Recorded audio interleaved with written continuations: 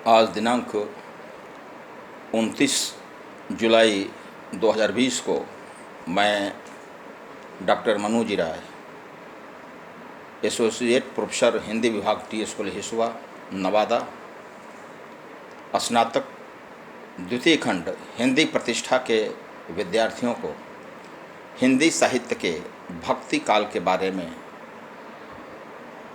व्याख्यान देने जा रहा हूँ। हमारे प्रतिष्ठा के जितने भी विद्यार्थी हैं वे इस व्याख्यान से लाभ उठाने का प्रयास करें। हिंदी साहित्य का भक्ति काल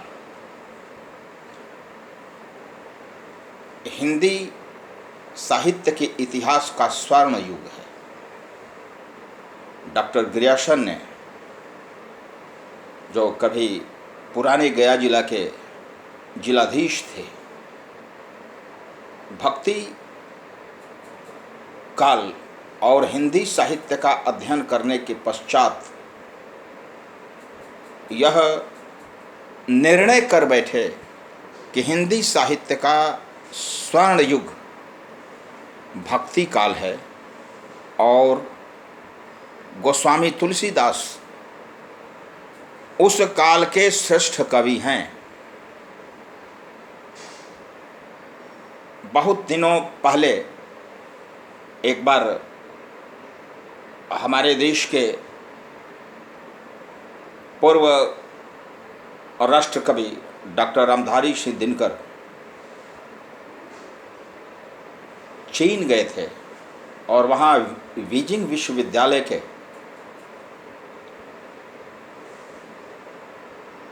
चीनी भाषा के और हिंदी भाषा के विशेषज्ञ से उनकी वार्ता हुई। उस समय उस चीनी विद्वान ने रामचरितमानस का चीनी भाषा में अनुवाद करने का प्रयास किया था। अनुवाद चल रहा था।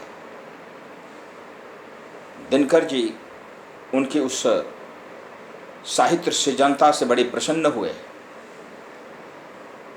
उन्होंने जब वार्ता आरंभ की कि आपको हिंदी साहित्य का श्रेष्ठ कवि कौन प्रतीत होता है, उन्होंने कहा कि गोस्वामी तुलसीदास। उसके बाद श्रेष्ठ कवि कौन है, तो सूरदास। उसके बाद कौन, तो जायसी। उसके बाद कौन, तो उन्होंने कहा कि उसके बाद कोई हमें कवि ऐसा प्रतीत नहीं हुआ, इसलिए मैं इन तीनों को ही तीन रत्नों के रूप में देखना चाहता हूँ। यह हिंदी साहित्य का जो समृद्ध साहित्य है भक्ति काल का, भारतीय संस्कृति का, भारतीय दर्शन का और भारतीय परंपरा का साहित्य है। यह ध्यान देने योग्य बात है कि आचार्य शंकर ने अद्वैतवाद की व्याख्या करते हुए ब्रह्म सत्यम जगन मिथ्या, अहम ब्रह्मास्मि, तत्त्वमसि, सोहमस्मि आदि बहुत से सूत्रों को प्रस्तुत किया था और सबके माध्यम से वे संसार को निस्सार या संसार को असत्य और ब्रह्म को सत्य के रूप में प्रतिपादित करना चाहते थे। एक विशेषता उनकी जरूर रही कि उन्होंने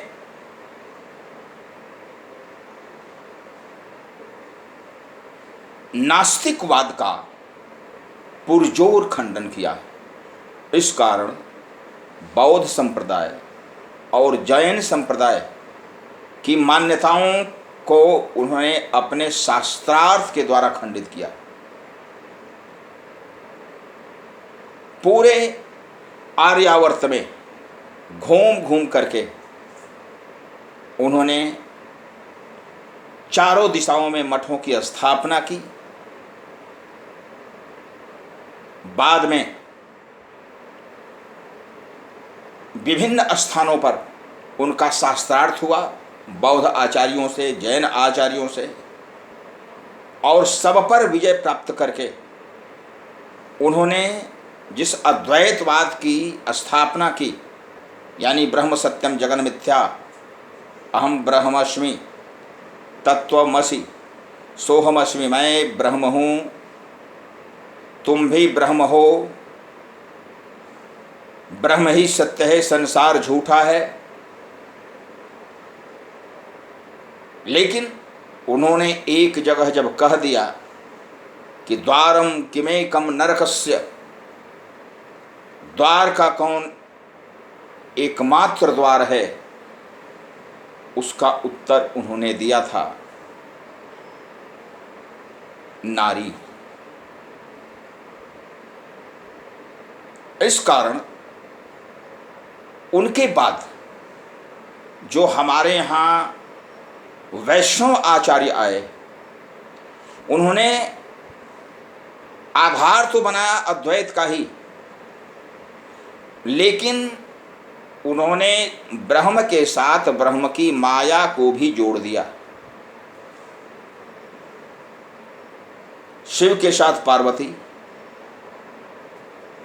ब्रह्मा के साथ सरस्वती, विष्णु के साथ लक्ष्मी, राम के साथ सीता, श्री कृष्ण के साथ राधा आदि देवियों को जोड़ने के पश्चात उन्होंने भक्ति को नए रूप में प्रतिष्ठित किया। इसी कारण चाहे द्वैतवाद हो, विशिष्टाद्वैतवाद हो, शुद्धाद्वैतवाद हो या द्वैताद्वैतवाद हो, हर संप्रदाय ने ब्रह्म के साथ ब्रह्म की शक्ति को जरूर व्याख्यायित किया और उन्हें प्रतिष्ठा दी। आचार्य विष्णु स्वामी ने शुद्धाद्वैत दर्शन के आधार पर अपने मतों की व्याख्या की। उन्हीं की परंपरा में स्वामी वल्लभाचार्य हुए और वल्लभाचार्य के शिष्य महात्मा सूरदास हुए। तो वल्लभाचार्य ने दो पक्षों को प्रमुख रूप से अपने शिष्यों के बीच में गायन करने के लिए प्रेरित किया। पुष्टि मार्ग की स्थापना उन्होंने की और पुष्टि मार्ग की व्याख्या करते हुआ कहा, पुष्टिम किम तदपोषणम किम तदनुग्रह, कृष्णानुग्रह रूपा ही पुष्टि। यानी कृष्ण की कृपा ही पुष्टि है और कृष्ण की कृपा की प्राप्ति के लिए उनकी बाल लीला और श्रृंगार लीला के दर्शन करना जीव का परम लक्ष्य है।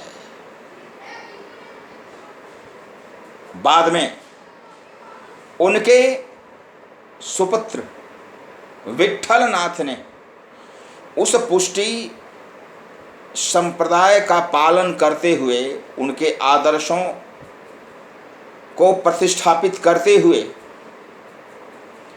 अपने पिता वल्लभाचार्य के 4 शिष्यों और अपने 4 शिष्यों को मिलाकर के अष्टछाप की स्थापना की। और उस अष्टछाप के कवियों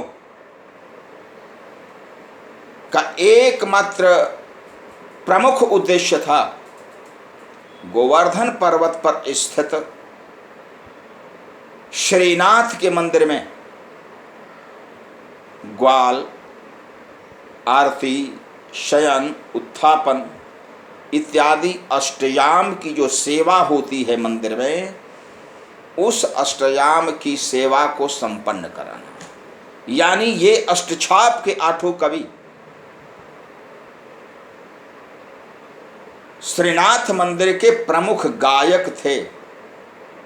प्रमुख अवसरों पर इनके गीतों को गाया जाता था और उसी सेवा में नियुक्त थे। वही इनके जीवन यापन का आधार रहा। अन्यत्र देखा जाए तो गोस्वामी तुलसीदास आचार्य नरहरिदास के शिष्य हुए। आचार्य नरहरिदास रामानंद के शिष्य हुए और रामानंद आचार्य रामानुज की श्री संप्रदाय की परंपरा में दीक्षित हुए और उन्होंने मूल रूप से भक्ति का चतुर्दिक प्रचार किया। दक्षिण भारत से उत्तर भारत में जो भक्ति का प्रचार हुआ, भक्ति आंदोलन आया, उसके केंद्र में आचार्य रामानंद थे। और आचार्य रामानंद के जितने भी शिष्य हुए, करीब 12 शिष्य उनके प्रमुख माने जाते हैं। उन 12 शिष्यों में करीब करीब समाज के उपेक्षित वर्ग के कवि ज्यादा थे।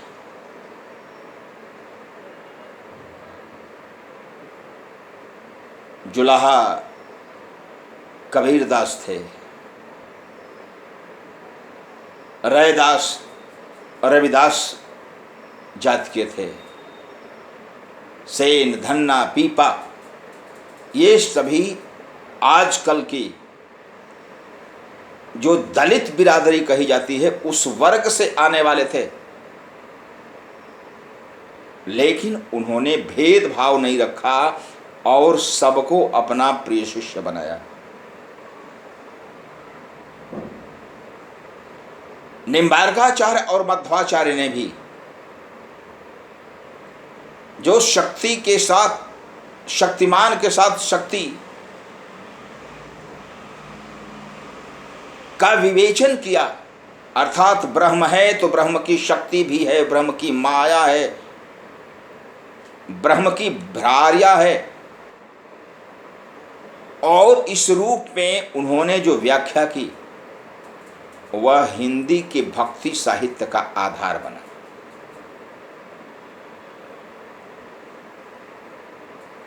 गोस्वामी तुलसीदास जिन्हें रामचरितमानस की जब रचना की तो उसमें उसका संकेत मिलता है।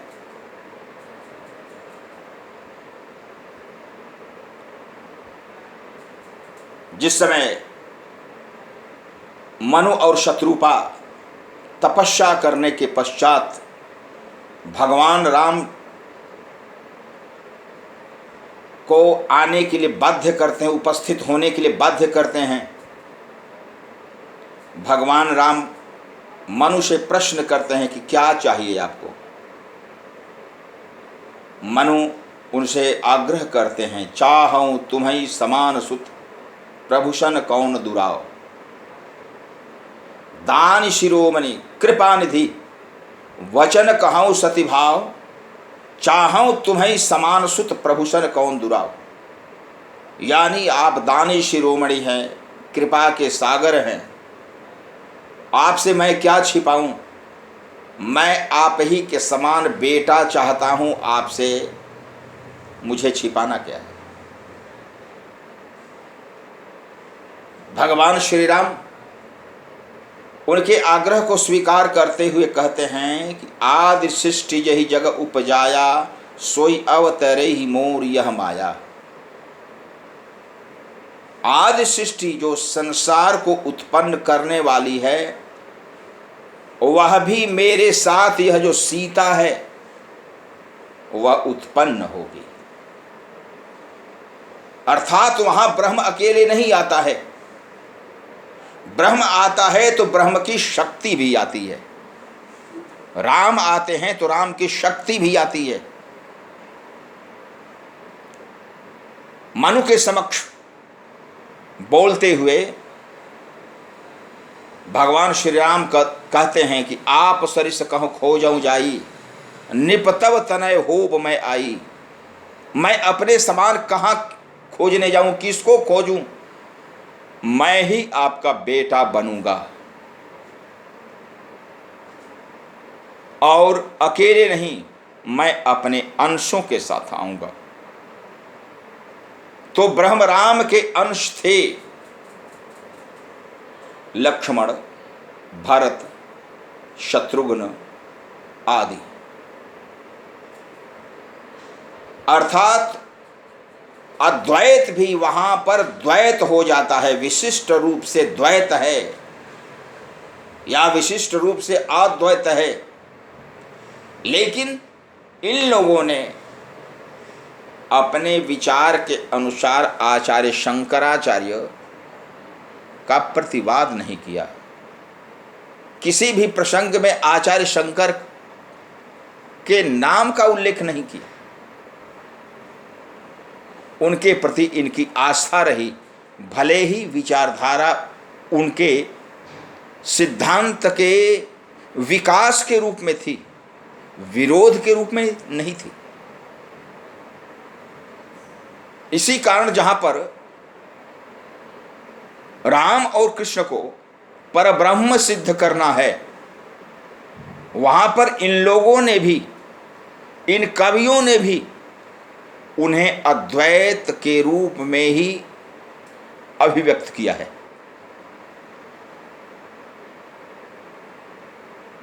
निगमनेति शिव अंत न पावा,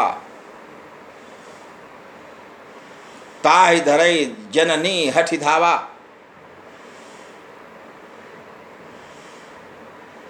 तो ऐसे ऐसे जो प्रसंग आए, इन्हीं प्रसंगों का प्रतिफलन था हिंदी साहित्य का भक्ति काल।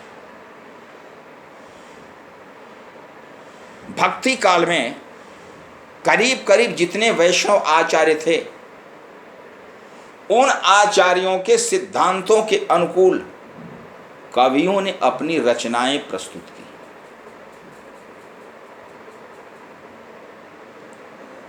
आचार्य रामानंद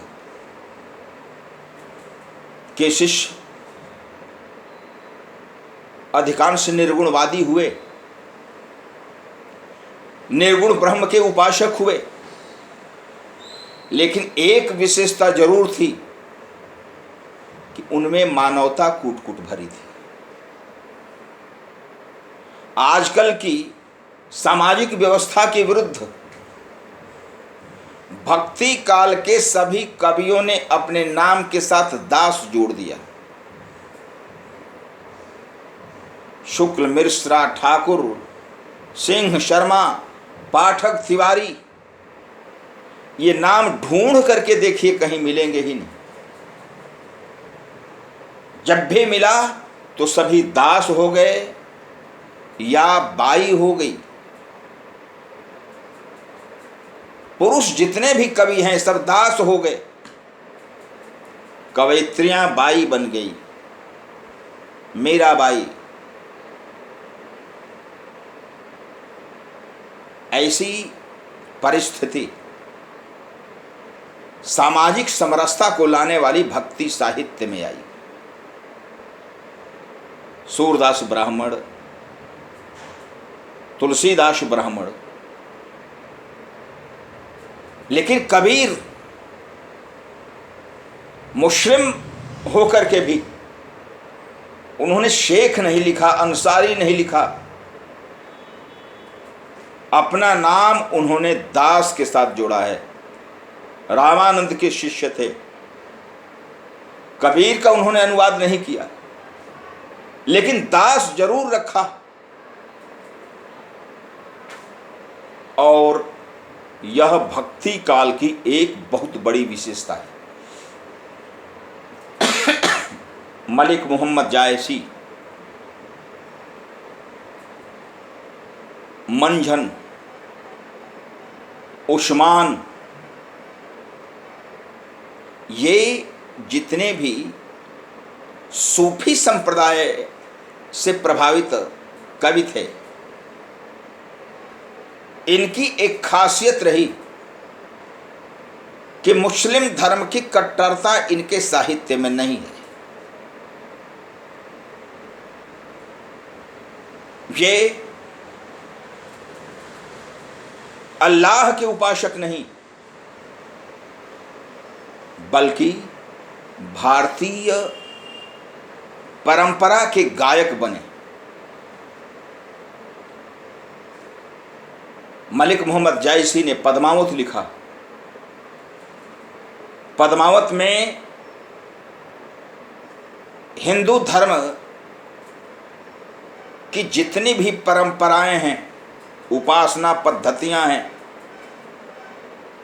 पर्व काल हैं, सबका उल्लेख उन्होंने पद्मावत में किया।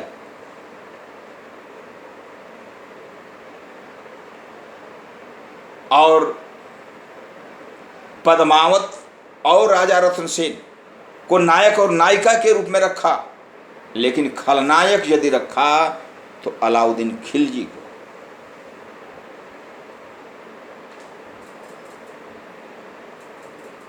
वहां पर सुल्तान अलाउद्दीन खिलजी को शैतान कहने वाला कोई दूसरा हिंदू राजा नहीं हुआ, बल्कि अलाउद्दीन सुल्तान को शैतान कहने वाला एक कवि था, और वह भी मुस्लिम कवि था, और वह था मलिक मोहम्मद जायसी। मलिक मोहम्मद जायसी ने एक ईश्वरवाद के विरुद्ध यह बताया है पद्मावत में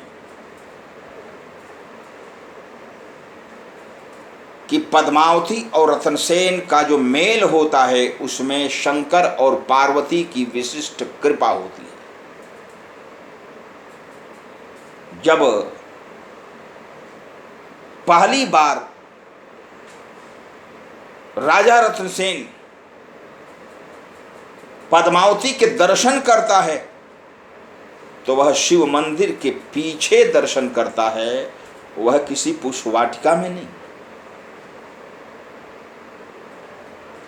और यदि विरोध की आशंका हो जाती है, मिलने की संभावना खत्म हो जाती है, आत्महत्या करना चाहता है राजा रतनसेन, तो राजा रतनसेन को पद्मावती से शंकर जी ही मिलाते हैं।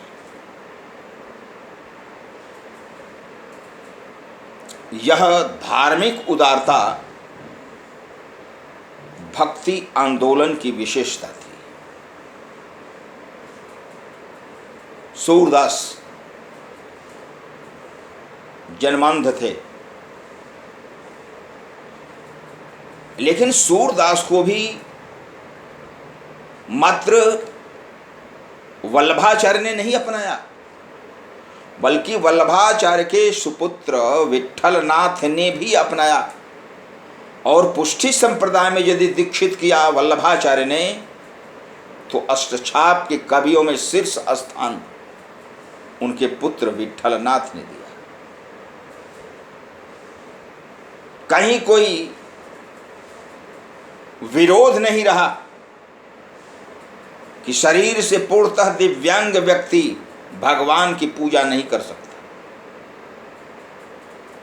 ये अष्टयाम के सेवक थे, पुजारी थे सूरदास जी। यह उस समय का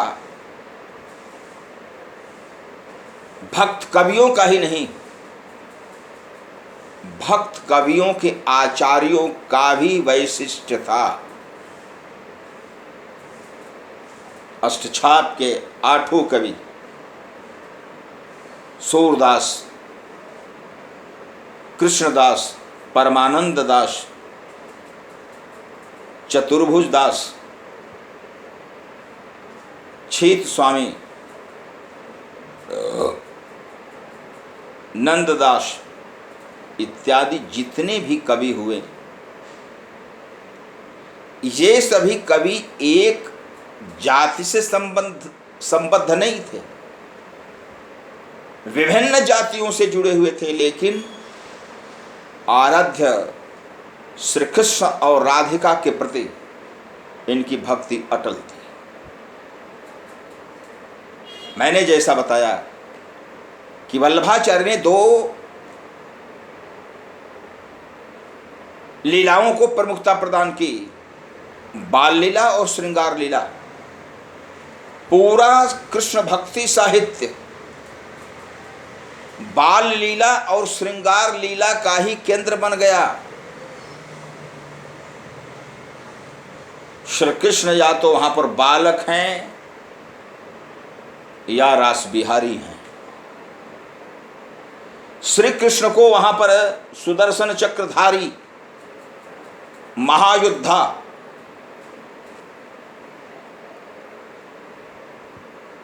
अर्जुन का सारथी और महाभारत के युद्ध का प्रमुख रणनीतिकार, कूटनीतिज्ञ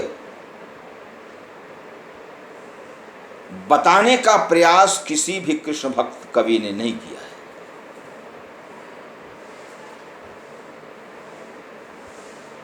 एक अलग वैशिष्ट्य था कि विभिन्न कवियों की जो जातीय दूरी थी, वहां पर पूर्णतः समाप्त दिखाई पड़ती है। कबीरदास, रैदास, सूरदास इत्यादि का कहीं आपसी वैमनस्य नहीं दिखाई पड़ता। एक दूसरे के विरुद्ध में एक पंक्ति कहीं दिखाई नहीं पड़ती। मत भिन्नता थी, संप्रदाय अलग थे, कोई राम भक्त था, कोई कृष्ण भक्त था, और यहां तक कि कोई अद्वैतवाद का समर्थक संत कवि भी था, लेकिन परस्पर एक दूसरे के प्रति सहानुभूति रखने वाले थे। यह भक्ति काव्य की विशेषता है। चूंकि केंद्र में दो ही देवता रहे, भक्ति के आराध्य मात्र दो ही देवता उसमें दिखाई पड़ते हैं, एक श्री राम और दूसरे श्री कृष्ण।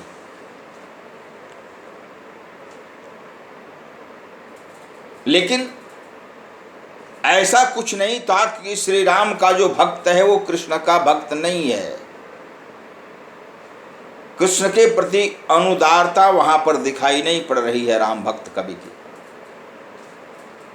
गोस्वामी तुलसीदास जैसे समन्वयवादी भक्त कवि ने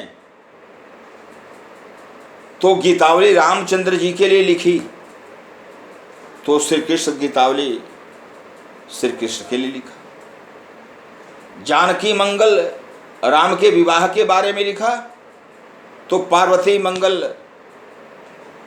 पार्वती के विवाह के लिए लिखा। इस प्रकार परस्पर सहानुभूति, परस्पर संबद्ध भक्ति काल के कवियों की विशेषता थी। साहित्य की दृष्टि से देखा जाए,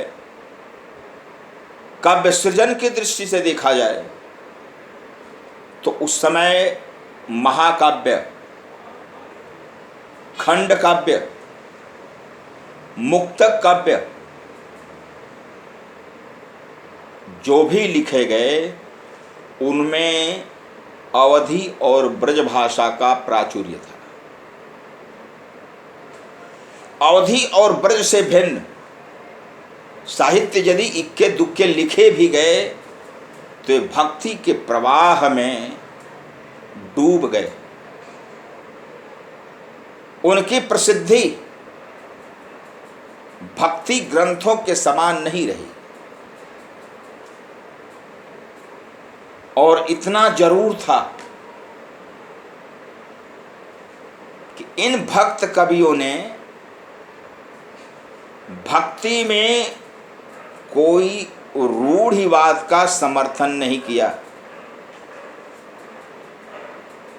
प्रतिदिन स्नान करना है, मंदिर में जाना है, रामानंदी तिलक लगाना है, कौपीन वस्त्र पहनना है, गेरुआ वस्त्र धारण करना है,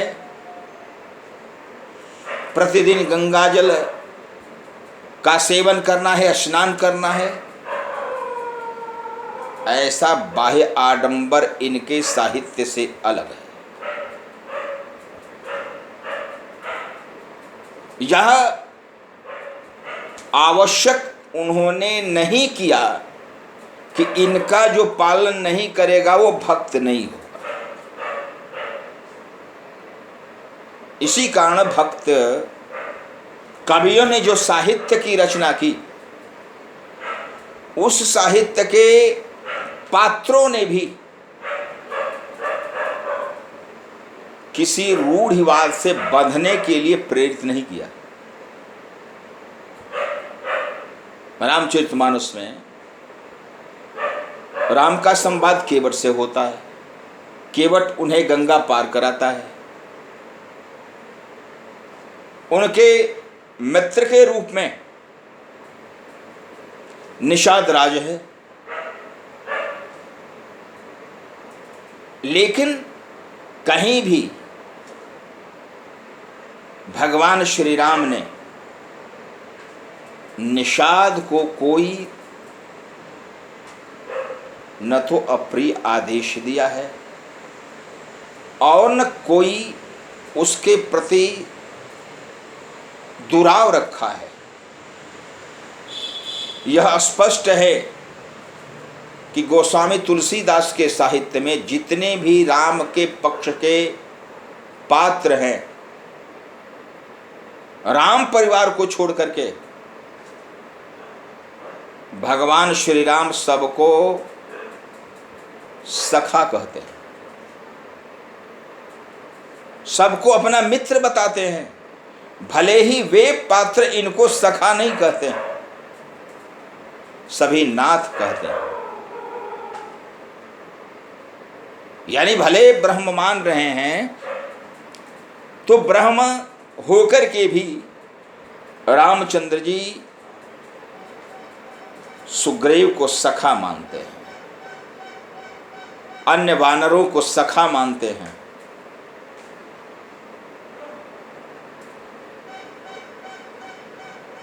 लंका से लौट करके जब अयोध्या पहुंचते हैं तो अपने गुरु वशिष्ठ के समक्ष बताते हैं, ए सब सखा सुनहु मुनि मेरे, भय समर सागर कह बेरे। कि हे भगवान मुनि, ये हमारे सभी सखा हैं, सभी सेवक हैं, ऐसा रामचंद्र जी ने नहीं कहा है। सबको सखा मानते हैं। सखा में सुग्रीव भी हैं, विभीषण भी हैं, जामवंत भी हैं।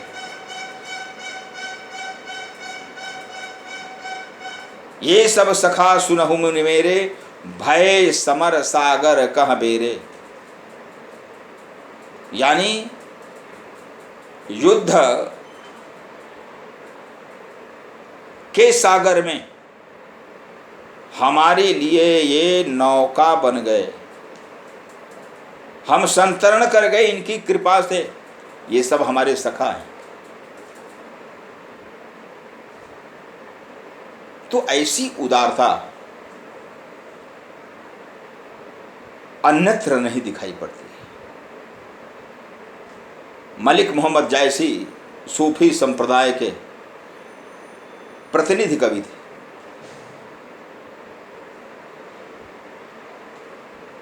उनके काव्य में राजा रतन सेन का यदि कोई गुरु बनता है तो वह मनुष्य गुरु नहीं है, बल्कि एक पक्षी गुरु बनता है, और वह है हीरामन तोता।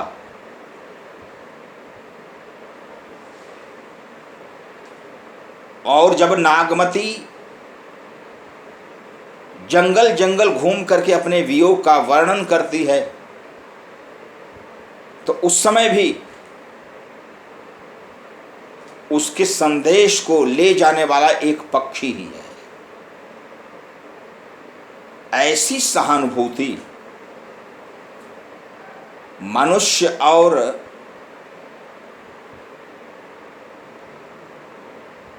जंगली जीवों की शायद बाद के साहित्य में नहीं दिखाई पड़ी।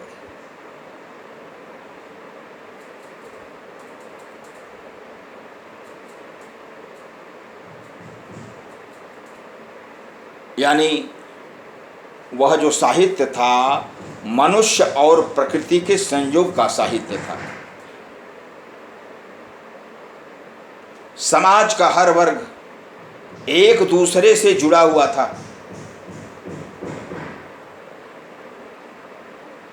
आचार्य वह कार्य नहीं करते थे जैसा कार्य द्रोणाचार्य ने द्वापर युग में किया था। द्रोणाचार्य ने एक व्रत बना लिया था कि मैं ब्राह्मण के सिवा, मैं ब्राह्मण नहीं बल्कि ब्राह्मण और क्षत्रिय के अतिरिक्त दूसरे को दीक्षित नहीं करूंगा। परशुराम ने आदेश बनाया कि मैं ब्राह्मण के अतिरिक्त किसी को विद्यादान नहीं करूंगा।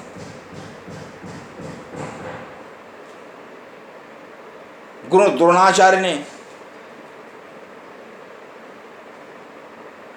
निम्न वर्ग में जन्म लिए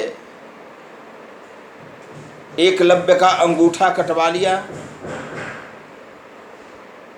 इस आशंका के बदौलत कि हो सकता है कि यह अर्जुन को कल परास्त कर दे। लेकिन उस काल से, द्वापर युग के महाभारत काल से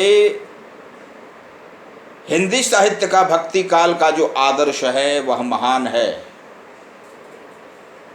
आचार्य रामानंद के शिष्यों की जाति देख ली जाए तो आश्चर्य होगा कि वास्तव में गुरु थे तो रामानंद।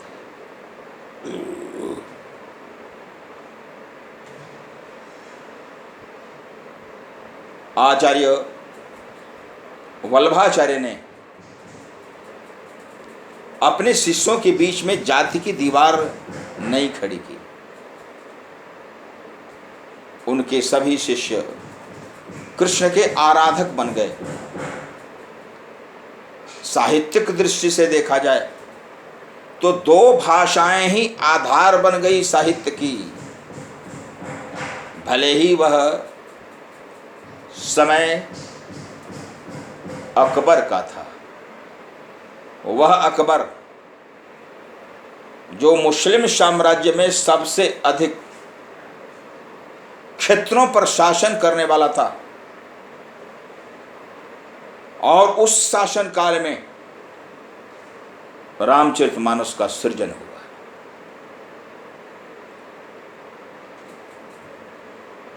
और उस सृजन काल में न तो रामचरितमानस में अकबर का उल्लेख हुआ, न सूरसागर में उल्लेख हुआ, न गीतावली में हुआ, न सूरसारावली में हुआ। इसलिए कि ये अपने आराध्य को छोड़ करके समकालीन राजाओं के प्रति किसी प्रकार का प्रेम संबंध नहीं रखते थे।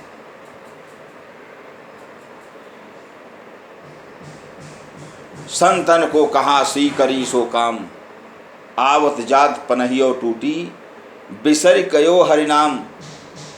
जाके देखत ही अघ लागे, ताको कर्ण परी प्रणाम।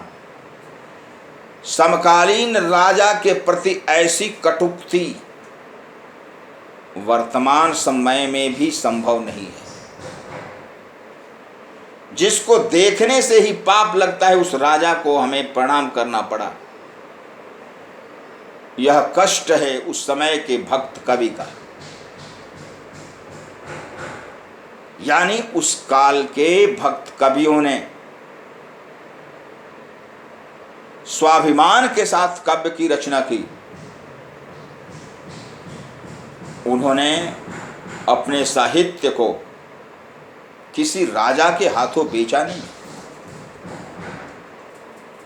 मलिक मोहम्मद जायसी तो मुस्लिम थे, चाहते तो अपने शाहे वक्त शेर शाह से, हुमायूं से कुछ याचना कर सकते थे,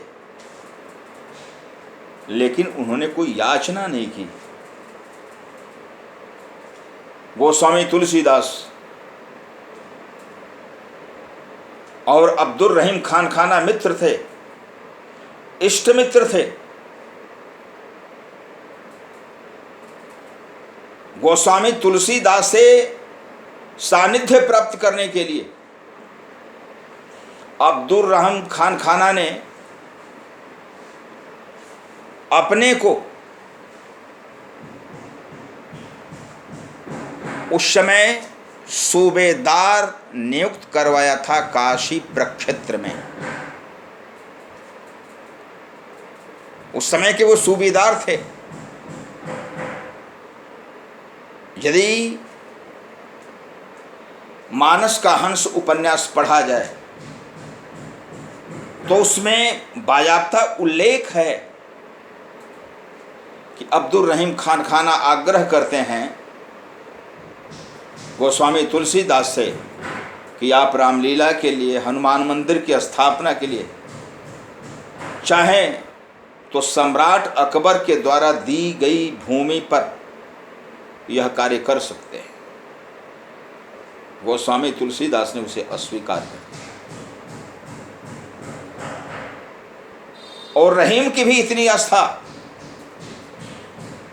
कि अकबर के नवरत्नों में से एक रत्न हो करके भी उन्होंने तुलसीदास को ही नहीं, रामचरितमानस को भी श्रेष्ठ कहा।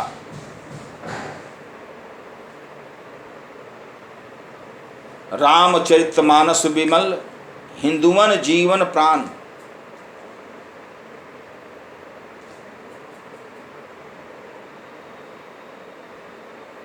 हिंदुवन पुराण सम तुर्कहि वेदित कुरान, यानी हिंदुओं को वेद सम और तुर्कहि प्रगट कुरान। हिंदुओं के लिए रामचरितमानस यदि वेद है तो मुसलमानों के लिए, तुर्कों के लिए वह कुरान है। कुरान मजीद और रामचरितमानस का संबंध बताने वाला कोई हिंदू कवि नहीं। अकबर के नवरत्नों में से एक अब्दुल रहीम खान खाना थे। रामचरितमानस विमल, हिंदुवन जीवन प्राण, हिंदुवन को वेद सम तुर्कहि प्रगट कुरान। यानी वेद और कुरान के समान रामचरितमानस को बताने वाला कोई दूसरा नहीं। एक मुस्लिम कवि जो सम्राट अकबर का नवरत्नों का एक विशिष्ट व्यक्ति था, उसने किया है।